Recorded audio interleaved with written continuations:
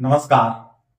क्या आपको महसूस नहीं होता कि यह युद्ध इस दुनिया का सिर्फ एक और युद्ध नहीं है, बल्कि यह इतिहास का वह मोड़ है जहां पूरी दुनिया का पावर बैलेंस बदलने वाला है? क्या यह संभव है कि ईरान, अमेरिका और इजराइल के बीच बढ़ता टकराव केवल एक क्षेत्रीय संघर्ष नहीं, बल्कि एक बड़े ग्लोबल रीसेट की शुरुआत है?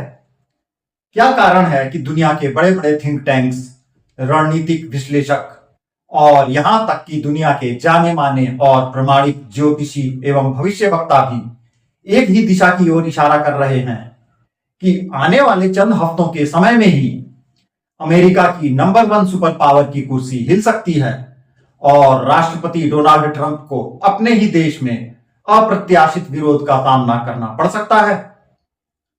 और सबसे बड़ा सवाल, क्या यह वही क्षण है जहां से एक नई बहुध्रुवीय दुनिया जन्म लेने वाली है? सच कहा जाए तो इस युद्ध का असली कारण, अमेरिका की असली मंशा और युद्ध में कौन भारी पड़ रहा है कौन नहीं, यह सब अभी तक आम लोगों की समझ से परे है। अगर हम सतह पर देखें तो यह संघर्ष सीधा दिखाई देता है। एक तरफ अमेरिका और इजराइल, दूसरी तरफ ईरान और उसके सहयोगी। लेकिन असली कहानी इतनी सीधी नहीं है। यह केवल मिसाइलों और हमलों की लड़ाई नहीं है। यह ऊर्जा, व्यापार मार्गों, भू राजनीतिक नियंत्रण और वैश्विक वर्चस्व की लड़ाई है। पश्चिम एशिया केवल एक क्षेत्र नहीं है, यह दुनिया की ऊर्जा की नस है, और जो इस क्षेत्र को नियंत्रित करता है वह वैश्विक अर्थव्यवस्था की धड़कन को प्रभावित करता है।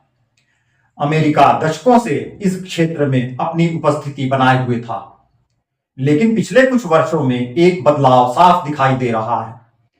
चीन धीरे धीरे आर्थिक और कूटनीतिक रूप से इस क्षेत्र में प्रवेश कर चुका है। रूस अपनी सैन्य और रणनीतिक पकड़ बनाए हुए है, और ईरान अपने नेटवर्क के माध्यम से पूरे क्षेत्र में प्रभाव बढ़ा रहा है। अब एक और महत्वपूर्ण एंगल है जिसे अक्सर मेन स्ट्रीम एनालिसिस में खुलकर नहीं बताया जाता। पिछले कुछ वर्षों में भारत जिस तेजी से एक स्वतंत्र शक्ति के रूप में उभरा है, उसने कई ग्लोबल पावर सेंटर्स को असहज किया है। भारत न केवल दुनिया की सबसे तेजी से बढ़ती बड़ी अर्थव्यवस्था बनकर सामने आया है, बल्कि उसने बार बार यह भी दिखाया है कि वह किसी एक खेमे में बंद कर नहीं चलेगा। चाहे रूस से तेल खरीदने का मुद्दा हो, चाहे वैश्विक मंचों पर अपनी अलग राय रखना हो, भारत की मौजूदा नरेंद्र मोदी सरकार ने साफ संकेत दिया है कि उसकी प्राथमिकता उसके अपने राष्ट्रीय हित हैं। ऐसे में कई बार अमेरिका और पश्चिमी देशों की तरफ से भारत पर दबाव बनाने की कोशिशें भी देखी गई, कभी मानवाधिकार के नाम पर, कभी व्यापार के नियमों के नाम पर, और कभी कूटनीतिक संकेतों के माध्यम से। लेकिन दिलचस्प बात यह है कि हर बार भारत ने संतुलन बनाते हुए अपने रास्ते पर चलना जारी रखा। दरअसल जैसे जैसे भारत का प्रभाव बढ़ रहा है, वैसे वैसे ग्लोबल पावर इक्वेशन में एक महत्वपूर्ण टकराव भी जन्म ले रहा है। ऐसे में सवाल यह है कि क्या अमेरिका अब भी पहले की तरह इस पूरे खेल को नियंत्रित कर पाएगा, खासकर इस युद्ध के बाद? कई प्रतिष्ठित पश्चिमी थिंक टैंक्स जैसे स्ट्रैटफोर्ड, ब्रुकिंग्स और काउंसिल ऑन फॉरेन रिलेशंस की रिपोर्ट्स लगातार इस बात की ओर इशारा कर रही हैं कि अमेरिका की ग्लोबल डोमिनेंस अब एक ट्रांजिशन फेज में है। वे साफ लिखते हैं कि आने वाला समय यूनिपोलर वर्ल्ड से मल्टीपोलर वर्ल्ड की ओर शिफ्ट का दशक है। इसका मतलब यह नहीं कि अमेरिका बहुत कमजोर हो जाएगा, बल्कि यह है कि वह आज की तरह अकेला निर्णायक शक्ति नहीं रह जाएगा। अब अगर हम इस युद्ध को उसी नजर से देखें तो तस्वीर और स्पष्ट होती है। हर युद्ध केवल जमीन पर नहीं लड़ा जाता। कुछ युद्ध नैरेटिव में लड़े जाते हैं, परसेप्शन में लड़े जाते हैं। आज सोशल मीडिया, अंतरराष्ट्रीय मीडिया और ग्लोबल डिप्लोमेसी में जो नैरेटिव्स चल रहे हैं, वे इस बात का संकेत दे रहे हैं कि दुनिया अब एक ही पावर सेंटर को स्वीकार करने के लिए कतई तैयार नहीं है। अब थोड़ा और गहराई में चलते हैं। ऊर्जा की राजनीति को समझिए। ईरान दुनिया के सबसे बड़े तेल और गैस भंडारों में से एक पर बैठा है। अगर इस क्षेत्र में इंस्टेबिलिटी यानी अस्थिरता बढ़ती है तो ऑयल प्राइसेस, शिपिंग रूट्स और ग्लोबल सप्लाई चेन्स पर सीधा असर पड़ता है। और यही वह बिंदु है जहां से पूरी दुनिया की अर्थव्यवस्था हिल सकती है। लेकिन इस कहानी का एक और लेयर भी है जो बहुत कम लोग देख पाते हैं। यह केवल भू राजनीतिक नहीं है, यह एक साइकोलॉजिकल और सिविलाइजेशनल शिफ्ट भी है। जब लंबे समय तक एक ही शक्ति दुनिया को नियंत्रित करती है तो धीरे धीरे बाकी शक्तियां एक संतुलन बनाने की कोशिश करती हैं। यही कारण है कि आज ब्रिक्स जैसे समूह मजबूत हो रहे हैं, लोकल करेंसीज में व्यापार बढ़ रहा है और डॉलर के विकल्पों पर खुलकर चर्चा हो रही है। अब अगर हम इस पूरे परिदृश्य में भविष्यवाणियों को जोड़ें तो तस्वीर और भी रोचक हो जाती है। ब्रिटेन की जानी मानी ज्योतिषी जेसिका एडम्स ने अपने विश्लेषण में कहा है कि इसी कालखंड के दौरान अमेरिका के पावर स्ट्रक्चर में बड़े बदलाव देखने को मिल सकते हैं, जहां पारंपरिक नेतृत्व यानी डोनाल्ड ट्रंप को गंभीर चुनौतियों का सामना करना पड़ेगा। इसी तरह भारतीय वैदिक ज्योतिषी डॉक्टर अनिल अग्रवाल ने हाल के एक इंटरव्यू में संकेत दिया कि सन 2026 में अमेरिका की आर्थिक और राजनीतिक स्थिरता पर एक साथ दबाव बन सकता है, खासकर जब शनि और राहु का प्रभाव वित्तीय और सत्ता से जुड़े भावों पर सक्रिय होगा। वहीं कुछ यूरोपीय विश्लेषकों और ज्योतिषियों ने भी यह संभावना जताई है कि यह समय केवल एक देश के लिए नहीं बल्कि पूरी वैश्विक व्यवस्था के पुनर्गठन का संकेत दे रहा है।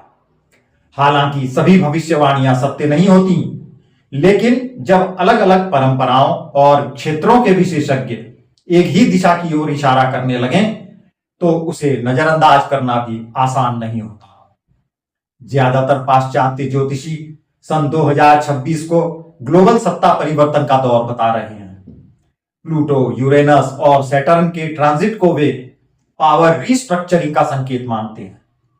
वहीं कई भारतीय वैदिक ज्योतिषी इसे शनि और राहु के प्रभाव से उत्पन्न अस्थिरता और सत्ता संघर्ष का समय बताते हैं। वैदिक भाषा में कहें तो जब शनि और राहु जैसे ग्रह सक्रिय होते हैं तो स्थापित संरचनाएं हिलती हैं, पुरानी व्यवस्थाएं टूटती हैं और नई व्यवस्थाओं के लिए जगह बनती है। क्या यह वही समय है जब पुरानी विश्व व्यवस्था तेजी से अपनी पकड़ खो रही है?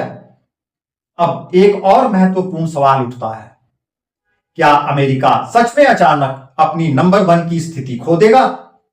इसका जवाब इतना सीधा नहीं है।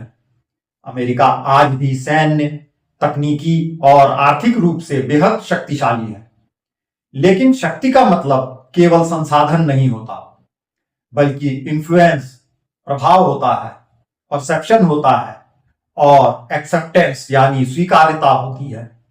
आज दुनिया के बाकी देश तेजी से वैकल्पिक व्यवस्था की ओर बढ़ने लगे हैं, तो इसका मतलब यह नहीं कि अमेरिका खत्म हो जाएगा, बल्कि यह है कि उसका एकाधिकार खत्म हो जाएगा। और यही वह बेहद महत्वपूर्ण बदलाव है जिसे हम आज खुद होते हुए देख रहे हैं। अब इस पूरे परिदृश्य को भारत के नजरिए से देखें। यह समय खतरे और अवसर दोनों को लेकर आ रहा है। अगर ग्लोबल इंस्टेबिलिटी बढ़ती है तो आर्थिक झटके भारत को भी प्रभावित कर सकते हैं, लेकिन दूसरी तरफ यह एक सुनहरा मौका भी है जहां भारत अपनी स्ट्रेटेजिक इंडिपेंडेंस को और मजबूत कर सकता है और एक वर्ल्ड पावर के रूप में अपनी स्थिति को और सुदृढ़ कर सकता है। यही कारण है कि भारत आज हर बड़े ग्लोबल कॉन्फ्लिक्ट में संतुलित रुख अपनाता हुआ दिखाई देता है, न पूरी तरह किसी एक पक्ष में, न पूरी तरह किसी दूसरे के खिलाफ। यह केवल डिप्लोमेसी नहीं है, यह एक कैलकुलेटेड पोजीशनिंग है, एक ऐसे भविष्य के लिए जहां पावर सेंटर्स कई होंगे। वैसे इस बारे में आपकी अपनी खुद की क्या एनालिसिस और भविष्यवाणी है? क्या यह युद्ध केवल वर्तमान की लड़ाई है या भविष्य की रूपरेखा लिख रहा है? क्या हम एक ऐसे दौर में प्रवेश कर चुके हैं जहां एकमात्र सुपर पावर का युग समाप्त होकर एक नई बहुध्रुवीय व्यवस्था जन्म ले रही है?